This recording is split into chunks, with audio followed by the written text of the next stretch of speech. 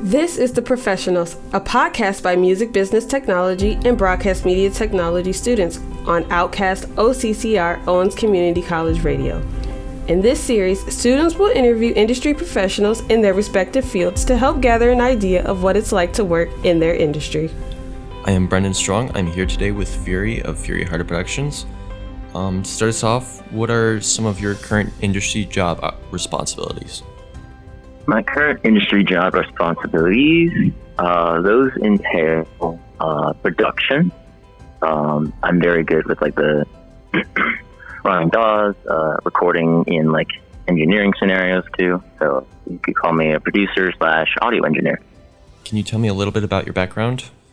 I can tell you how I started music. That was me being a kid, messing around on a laptop at about 14. I valued making things as opposed to borrowing things, and just kept learning how to do it better and better.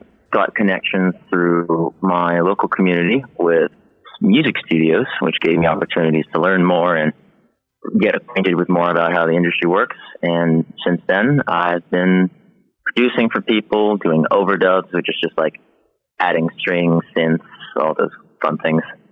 And I've helped people record some of their actual recordings too. So it's been a wild ride. Where did you go to school? I actually did not go to school. I graduated from high school, of course. Everybody's got to do that.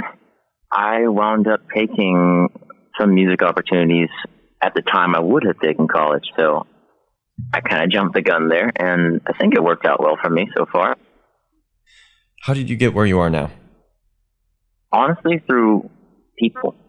The plenty of people who have supported me along the way has been more than a blessing, that's for sure. The people who connected me with my first editing job when it came to being working at a studio and cleaning up tracks and things was actually through my church. I jumped on the train there. So it's always been community people letting me know about things, or I ask them, and then opportunities arise. Connections are everything, that's for sure. How important would you say networking is as opposed to raw talent?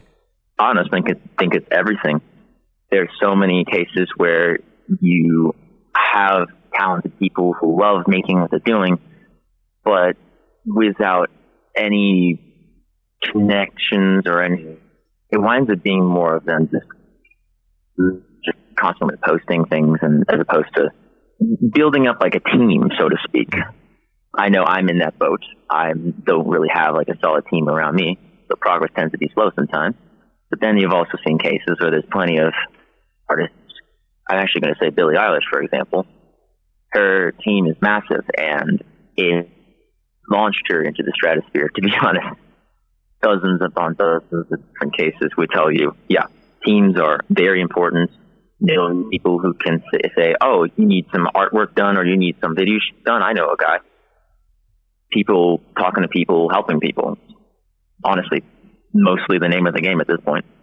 What are some skills, experience, and qualifications that you needed to get where you are now, and what should someone trying to pursue music do to get there? Well, if you were going with skill, there always has to be a sense of passion with what you're doing. You got to like what you're doing. Music is really easy to do that with, thankfully. It's something that resonates with us not only in body, but in soul and spirit and mind. It connects all three of those parts. So your passion for something will definitely help dictate your skill level. On top of that, it's knowing how to research, knowing how to learn, and being willing to take criticism when needed. As far as position goes, getting jobs or being an artist, it's still people. It's also having a will to learn there too. Because like anything, it's a business. You got to know how to manage your time and manage resources and manage people. What's something you wish you knew before you started writing music? I think it's going to have to be related to perfectionism. There have been many points in time where I've spent half a year on a project or a track just nitpicking every little bit because my skill level was not high enough, to the point where I was just banging my head against the wall trying to make this sound as perfect as I could. So learning to let go of that and say it's okay to have just an okay track right now. You got to let yourself be a beginner before you can be an expert. definitely be inspired by people, but give yourself a chance to be a beginner. Definitely letting yourself say, this is good enough for now, and being able to move on and learn from it. How are you continuing growing your education and skills? Practice more often than not. So there's plenty of resources out there now. In this day and age, it's really easy for anybody to learn the main industries we have now because of how the resources and articles and simply people around us. I think what did help me is more than likely people, but like currently I'm just practicing as much as I can.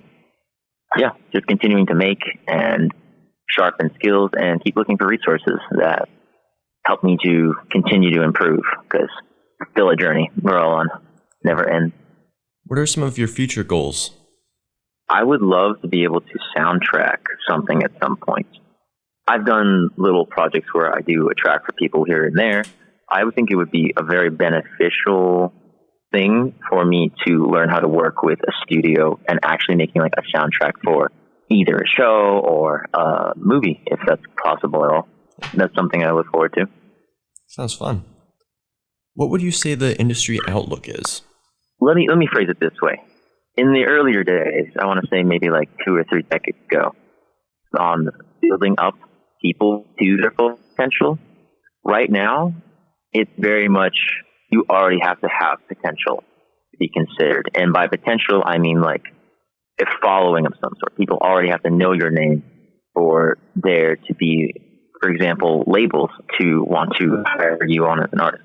You have to already have some sort of following versus how it used to be, which is where they would develop an artist. Development doesn't happen as much anymore. Very rare. A lot of it is dependent on you putting together your team and knowing how to do that already, as well as know how to gather and maintain that viewership. That's going to keep progressing, right? I think that as of right now, it's going to keep progressing in that direction of you have to know what you're doing beforehand, and you have to definitely have a form of following beforehand. And would you say it's necessary to get signed by a label? If you want the international growth, probably, yeah. It's very hard to do that yourself when it comes to like the massive amount of people or something putting together a tour. Tours are unbelievably large teams, and it's hard to manage on your own. So having the luxury of a label helps with the national and international growth. But it's still possible for you to do it independent. I've been doing it independent for a while. I think I'm doing well for myself. If you want to stay independent, you totally can in this day and age. You just got to know how to manage things yourself. The international or like large scale, when you picture a musical artist, you see them on the big stage in front of like the millions out in like Japan or Europe or things like that. You definitely need to be signed for that to a pretty big level. What are some highlights of your profession or some challenges? Highlights would have to be meeting the people that I make the music for or work with. Thank you so much for meeting with me. Once again, I am Brendan Strong. I am here with Fury of Fury Harder Productions. Have a nice day. This has been the Professionals Podcast by Music Business Technology and Broadcast Media Technology students. Join us next time on OutCast OCCR Owens Community College Radio.